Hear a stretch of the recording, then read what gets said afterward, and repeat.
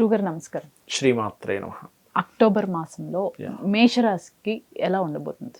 First of all ఈ లగ్నాధిపతి ఎవరైతే కుజుడు ఉన్నాడో 20వ తేదీ నుంచి నీచ పొందుతున్నాడు అక్టోబర్ మాసంలో 28th నుంచి. సో 28th నుంచి ఎప్పుడైతే నీచ పొందుతున్నాడో అక్కడి నుంచి కొంచెం మీరు వాహనాలు, గృహాలు, ఏదైనా ఎడ్యుకేషన్ రిలేటెడ్ సంబంధించిన విషయాల్లోని, తల్లిగారి ఆరోగ్య విషయంలో ఆఫ్టర్ 28th తర్వాత ఒక నెల రోజుల పాటు చాలా జాగ్రత్తగా ఉండాలి. వీరికి ముఖ్యంగా ఫైనాన్షియల్ పరంగా ఎలా ఉండబోతుంది? ఫైనాన్షియల్గా కనుక చూసుకుంటే వీళ్ళకి సెకండ్ లార్డ్ శుక్రుడు ఎవరైతే ఉన్నారో మనకి ఈ 13వ తేదీ నుంచి శుక్రుడు తులలో ఉండేటువంటి శుక్రుడు అష్టమంలోకి వెళ్తున్నాడు. సో యాన్స్టస్ ప్రాపర్టీస్ మూలంగా ఏదైనా ధనం రావడం కానివ్వండి, అండ్ కొన్ని వ్యాపార సంబంధించిన మూలకంగా ధనము ఇట్లాంటివి ఇస్తారు ఇక్కడ. వీళ్ళకి బిజినెస్ పరంగా, అలానే ఇప్పుడు మీరు చెప్పినట్లు ప్రాపర్టీస్ పరంగా ఏదైనా కొనుగోలు చేసే విషయం, అమ్మే విషయంలో ఎలా ఉండబోతుంది? కొంచెం 20వ తేదీ లోపలే ఏం కొనుగోలు చేసినా చేయాలి. 20వ తేదీ తర్వాత అమ్మడానికి బాగుంటుంది కానీ కొనుగోలు చేయకండి. బికాజ్ ఆ వస్తు స్థానము అంటారు. సో 4లో కుజుడు ఉన్నప్పుడు ముఖ్యంగా వాహనాల మీద వెళ్ళేటప్పుడు, కొనుగోలు చేసేటప్పుడు, భూములు కొనుగోలు చేసేటప్పుడు జాగ్రత్తగా ఉండాలి. ఓకే, బిజినెస్ పరంగా ఎలా ఉంది సార్? బిజినెస్ పరంగా చూసుకుంటే ఇప్పుడు ఈ బుధుడు తులారాశిలోకి ఎంటర్ అవుతున్నాడు. ఎప్పటి నుంచి 10వ తేదీ నుంచి ఎంటర్ అవుతున్నాడు ఆల్మోస్ట్. సో బిజినెస్ పరంగా బాగుందని చెప్పుకోవాలి. అక్కడ కొంచెం శుభగ్రహ సంబంధాలు ఉన్నాయి కాబట్టి శుభ రాశుల్లో ఉంటున్నాడు కాబట్టి బాగానే ఉంటుంది వీరికి. ఓకే, వీరికి ఎడ్యుకేషన్ ఫీల్డ్లో ఎలా ఉంటుంది సార్ స్టూడెంట్స్కి? ఎడ్యుకేషన్ మీకు స్టార్టింగ్లో చెప్పినట్టుగా 4వ స్థానంలో కుజుడు నీచపడుతున్నాడు కాబట్టి ఎడ్యుకేషన్ మూలంగా కొంత స్ట్రెస్ అనేది వీళ్ళకి ఉంటుంది ఆఫ్టర్ 28th తర్వాత. 20కి ముందే ఏం కాదు కానీ 20వ తేదీ తర్వాత అలా ఉంటుంది. ఆరోగ్యపరంగా ఏమైనా జాగ్రత్తలు తీసుకోవాలంటారా? ఆరోగ్యపరంగా అంటే కొంచెం బ్యాక్ పెయిన్స్, కొంతమందికి చూడండి నడుము నొప్పి ఉంటాయి చూసారా, వెన్నుముక్క లాగడం. ఎందుకంటే కుజుడు వెన్నుముక్క కారకుడు. ఎవరి జన్మజాత చక్రంలోనైనా కుజుడు పాడయ్యాడు అంటే వెన్నుకు సంబంధించిన ప్రాబ్లమ్స్, బాడీ పెయిన్స్, రక్తహీనత వస్తూ ఉంటాయి. ఇవి ఆఫ్టర్ 28th తర్వాత ఒక నెల 15 రోజుల పాటు చాలా కేర్గా ఉండాలి మేషం వారు. వీరికి ముఖ్యంగా మ్యారేజ్, అలానే పిల్లలకి సంబంధించిన విషయం ఎలా ఉంది? మ్యారేజ్ విషయంగా చూసుకున్నట్లయితే ఒకటి వీరికి రెండో వివాహం కోసం ప్రయత్నం చేసేవారికి ఈ నెల 10వ తేదీ తర్వాత నుంచి బాగుంది. అండ్ అలాగే బంధువర్గంలో వారు సంబంధాలు కుదిరే ఛాన్సెస్ 3-4 వారాల్లో ఎక్కువగా చూపిస్తుంది. సంతాన సంబంధించినటువంటి విషయాలు కాస్త 17వ తేదీ తర్వాత నుంచి చేసుకోవడం మంచిది. ఎందుకంటే 17వ తేదీ నుంచి కొంతవరకు గ్రహస్థితుల్లో ఇప్పుడు 5వ అధిపతి కేతువుతో ఉన్నదానికి 5వ అధిపతి తులలో వెళ్ళి నీచపడుతున్నాడు. కానీ ఎంతైనా కేతువు నుంచి కొంచెం పక్క జరుగుతున్నాడు. తర్వాత కొంత నీచం కూడా ఉంది కాబట్టి సంతానం పొందే విషయంలో కొన్ని జాగ్రత్తలు తీసుకోవాలి. వీరికి జాబ్ పరంగా ఎలా ఉండబోతుంది? జాబ్ పరంగా చూసుకుంటే శని వీళ్ళకి జాబ్నిచ్చే కారకుడు అవుతాడు. సో మేషానికి ఎప్పుడైతే శని వక్రించుకుంటూ వెనక్కి వెళ్ళి మళ్ళీ స్ట్రైట్ అయ్యేటువంటి సమయం నడుస్తుంది ప్రజెంట్ వీళ్ళకి ఈ యొక్క అక్టోబర్ మాసంలో. కాబట్టి కొంచెం శ్రమ ఎక్కువగా ఉంటుంది జాబ్లో. కాకపోతే జాబ్ ఒకటే కాకుండా వ్యాపారం కూడా చేయాలనే ఆలోచనలు కూడా పెరుగుతాయి వీరికి. ముఖ్యంగా ఈ రాశి వారు చేసుకోవాల్సిన పరిహారాలు, అలానే తీసుకోవాల్సిన జాగ్రత్తలు ఏంటి? సూర్య నమస్కారాలు చేసుకోవాలి, అదేవిధంగా గణపతి ఆరాధన చేసుకోవాలి ఈ మాసంలో వీరు. ఇవి కనుక చేసినట్లయితే బాగుంటాయి.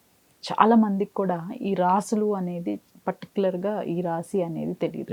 గోచారాలని అనుసరించి మిగతా వారు ఎటువంటివి చేయాల్సి వస్తుందంట?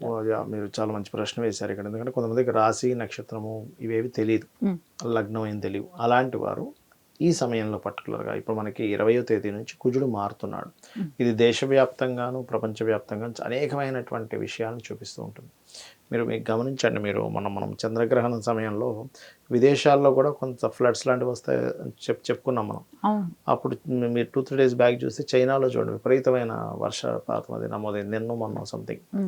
అంటే ఇక్కడ ఏంటంటే నేను అనేది ఏంటంటే ఎప్పుడైనా సరే ఈ కుజుడు నీచబడ్డా, శనిని చూస్తున్నా, లేదా రాహు సంబంధించిన ప్రభావం ఎక్కువ ఉన్నప్పుడు ఏమవుతాయంటే కొంచెం గతంతో పోల్చుకుంటే ఇప్పుడు కొంత జనాల్లో వ్యతిరేకతలు కానివ్వండి, కొంత అల్లర్లు, కొంతవరకు ఈ ప్రభావం ఏదైతే స్ట్రెస్ఫుల్ని ఇచ్చేటువంటి ప్రభావాలు పెరుగుతూ ఉంటాయి లోకంలో. అందులో పర్టికులర్గా కుజుడు శనిని చూస్తున్నాడు కాబట్టి అందరూ జాగ్రత్త పడవలసిన విషయం ఏంటంటే కెరియర్ రిలేటెడ్ సంబంధించిన విషయాల్లో తొందరపాటు నిర్ణయాలు తీసుకోవద్దని చెప్తాను. ఎందుకు, శాటర్న్ మీద కుజుడు దృష్టి ఉంది ఇప్పుడు ప్రజెంట్, అందుకని అదొకటి మెయిన్. అండ్ అలాగే కొంత ప్రభుత్వాల మీద, రాజకీయ నాయకుల మీద కూడా వ్యతిరేకత బాగా పెరుగుతుంది రాబోయే 2-3 monthsలో. ఇంకా ఆల్రెడీ 1 month నుంచి దాని ప్రభావం ఉందని ఎప్పటి నుంచి చెప్తూ వస్తున్నాం, ఇంకా పెరగనుంది. అలాగే కొంతమంది నాయకులకి మంచి పేరు కూడా వస్తుంది ఎప్పుడైనా సరే నీచభంగ రాజయోగంలో రవిని చూస్తున్నప్పుడు. రెండూ జరుగుతాయి సైమల్టేనియస్గా. ఓకే, వస్తే మంచి పేరు, లేదంటే రెండూ వస్తాయి. అంటే ఓకే. కొంతమందికి మంచి పేరు వస్తుంది, కొంతమంది మీద విపరీతమైన వ్యతిరేకత వస్తుంది. అంటే వ్యతిరేకత. ఎక్స్ట్రీమ్గా వస్తాయి. ఏ పేరు వచ్చినా. ఎక్స్ట్రీమ్లో వస్తుంది, వ్యతిరేకత ఎక్స్ట్రీమ్లో వస్తుంది. ఎందుకంటే ఎక్స్ట్రీమ్గా ఇచ్చే ప్లానెట్స్ రెండు పరస్పరం నీచంలో ఉన్నప్పుడు అనమాట. ఇది పర్టికులర్గా జరుగుతుంది. అయితే ఇక్కడ నేను చెప్పేది ఒకటే, సామాన్య ప్రజలు వాళ్ళకి డేట్ ఆఫ్ బర్త్ లేవు, టైం లేదు, ప్లేస్ లేదు అనుకునేటువంటి వారు ముఖ్యంగా గోశాలకు వెళ్ళి గోవులకి క్యారెట్లు, బెల్లము తినిపించండి. ఇది మెయిన్గా చూసుకోండి. నవగ్రహాల్లో కుజ శని గ్రహాల దగ్గర దీపారాధన చేయండి. ఏదేమైనప్పటికీ కూడా మనకు నవరాత్రులు కూడా వస్తున్నాయి. నెక్స్ట్ సూర్యగ్రహణం కూడా వస్తుంది. సో నేను అనేది ఏంటంటే సూర్యగ్రహణం రోజు అదే రోజు మనకి మహాలయ అమావాస్య కూడా ఉంది.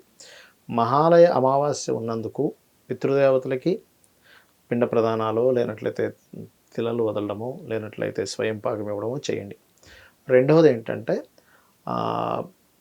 దేవీ నవరాత్రులు వస్తున్నాయి కాబట్టి మనకి ఖచ్చితంగా వీలున్నంత మటుకు నవరాత్రులు చేసుకోవడానికి ట్రై చేయండి.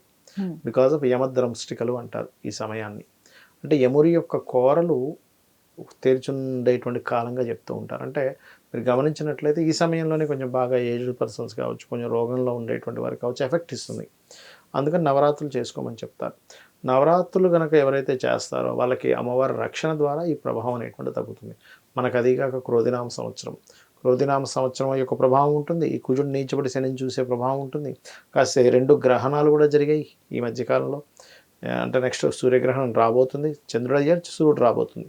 కాబట్టి ఈ ప్రభావాలు ఏవి కూడా మన మీద పడకుండా ఉండాలి అంటే ఖచ్చితంగా అమ్మవారి ఆరాధన చేసుకోవడం మంచిది. ఇంకా వీలైతే కనుక ఆ 9 రోజులు కూడా బిల్వపత్రం ఉంటుంది. బిల్వపత్రానికి చందనము అంటే ఎర్ర చందనము రాసి దాంతో కనుక అమ్మవారి ఆరాధన కనుక చేసుకున్నట్లయితే బాగుంటుంది. Right sir, thank you. శ్రీమాత్రే నమః.